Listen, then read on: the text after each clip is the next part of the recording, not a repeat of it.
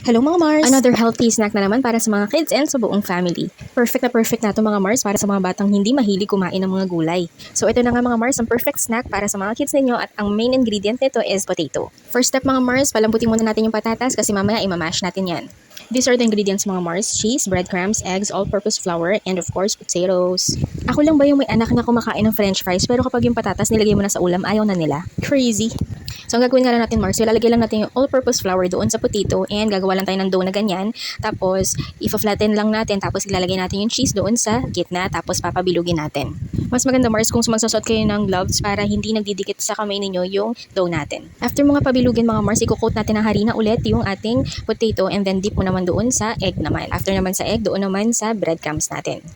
Ang tip ko nga sa process na ito mga Mars, yung isang kamay nyo ipanghawak nyo sa mga dry ingredients and yung isa naman ipanghawak nyo doon sa merong egg.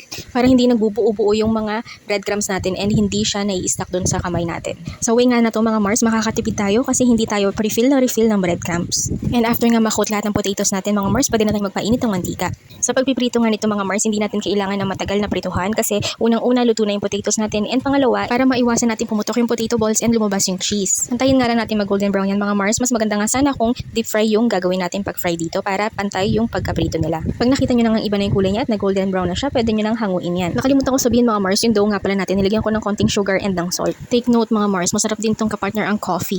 Tingnan nyo naman mga Mars ang loob ng ating potato ball, sobrang sarap, nagmelt talaga yung cheese. Yung pagkakaluto ko nga lang nito mga Mars, medyo matabang kasi hindi ko nalagyan ng sapat na asukal and ng salt. Kaya ang ginawa ko, binuduran ko na lang ng iodized salt, pero okay naman siya. Na-enjoy ko rin talaga siyang kainin kasi mahilig talaga ako sa cheese. So there you have it mga Mars, thank you for watching, see you on my next video, bye!